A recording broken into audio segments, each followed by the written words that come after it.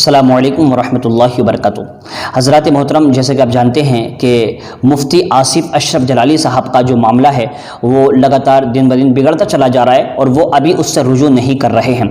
میں نے جب ویڈیو بنائی تو مجھے بہت سارے لوگوں نے مشورہ دیا اور کہا کہ مولانا آپ اس تعلق سے ویڈیو نہ بنائیں۔ میں نے کہا کیوں؟ جب ایک بات ہمیں دکھ رہی ہے کہ فاطمہ الزہرا رضی اللہ تعالیٰ عنہ، جن کو خاتون جنت کہا جاتا ہے، ایسی عظمت والی خاتون جو کہ حضور نبی کریم صلی اللہ علیہ وسلم کی دختر نیک اختر ہیں، ان کے تعلق سے اگر کوئی ایسی بات کہے گا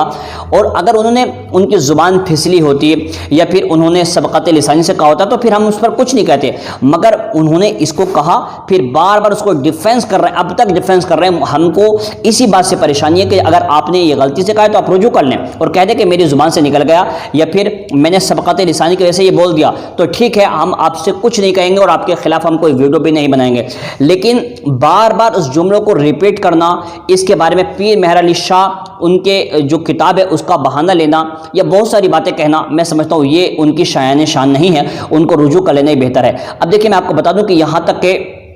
تقریباً ساری خانقاہیں ان کے خلاف ہیں اور ان کے خلاف فتویٰ بھی آ چکا ہے، یہاں تک کہ پیر مہر علی شاہ کے جو بیٹے تھے، ان کے جو پوترے ہیں، پیر مہر علی شاہ کے جو پوترے ہیں، وہاں سے بھی فتویٰ آ چکا ہے۔ ان لوگوں نے کہا ہے کہ ہمارا ان سے کوئی تعلق نہیں ہے، اور کشمیر سے بھی یہ کہا ہے، وہاں کے مفتیان کرام نے، یہ تمام لوگوں نے مل کر کے یہ فیصلہ کیا ہے کہ آج سے جب تک آصف اشرف جلالی صاحب اپنی بات سے رجوع نہیں کریں گے تب تک ان کو آزاد کشمیر میں گھسنے کی اجازت نہیں ہوگی، یہاں پر ان کو داخلے کی پابندی لگا دی جائے گی، اس لیے کہ انہوں نے فاطمہ الزہرا رضی اللہ تعالی عنہا کی شان میں یہ توہین کی ہے۔ انہوں نے ایسے الفاظ کہے ہیں، آپ جا کر کے دیکھ سکتے ہیں۔ لیکن آج جو میں آپ کو بتانے والا ہوں یہ کوئی چھوٹی موٹی شخصیت نہیں ہے، بلکہ حضور تاج الشریعہ کے دستے بازو جن کو کہا جاتا ہے، حضور صدر الشریعہ کے بیٹے محدث کبیر علامہ ضیاء المصطفیٰ صاحب، جن کے علم کی دھاک پورے ہندوستان ہی نہیں بلکہ بر صغیر پاک و ہند میں بلکہ ہر جگہ بیٹھی ہوئی ہے، اور لوگ جانتے ہیں کہ آپ کی کہی ہوئی ایک ایک بات بڑی معنی خیز ہوتی ہے۔ تو ان کے داماد ہیں جن کا نام ہے مفتی شاہد قادری امجدی،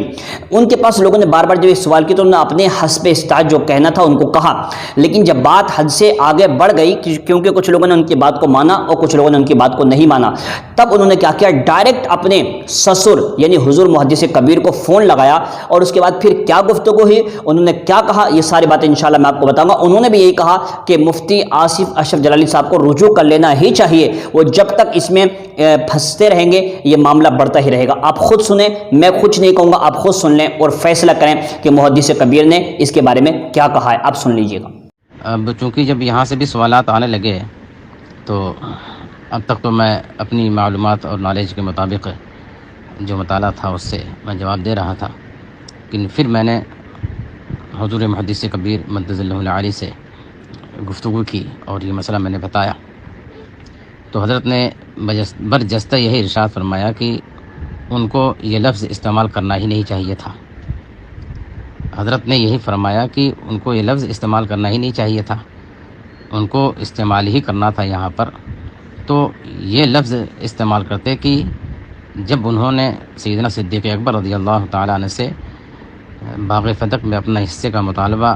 فرمایا تو اس وقت رسول کائنات صلی اللہ علیہ وسلم کی حدیث پاک کا انہیں علم نہیں تھا، تو اس سے جو ہے وہ خطا کا کہیں سوال ہی نہیں پیدا ہوتا۔ اور جو آپ فرما رہے ہیں بات تو بہت قرین قیاس ہے اور بہت زیادہ ذہن سے لگتی ہوئی ہے کہ خطا اس وقت مانی جائے اور تسلیم کی جائے جب کہ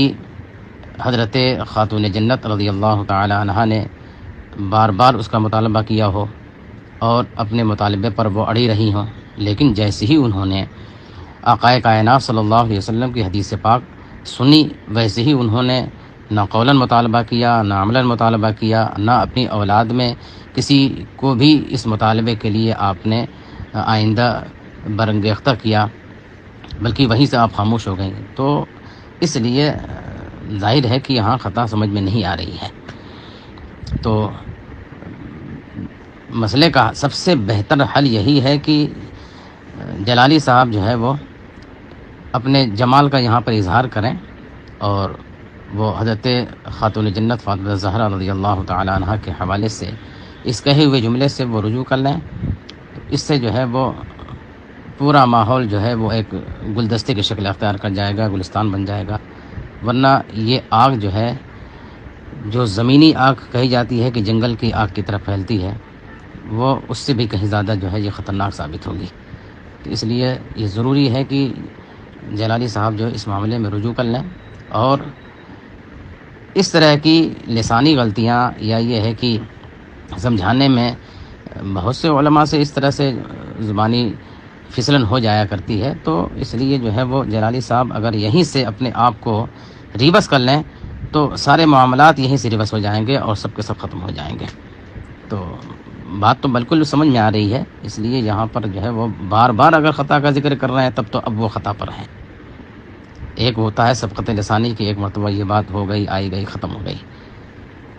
لیکن اگر بار بار وہ ذکر کر رہے ہیں تب تو وہ خود خطا پر ہیں۔ انہیں ایسی خطا نہیں کرنی چاہیے۔ یہ معاملہ خاتون جنت کا ہے۔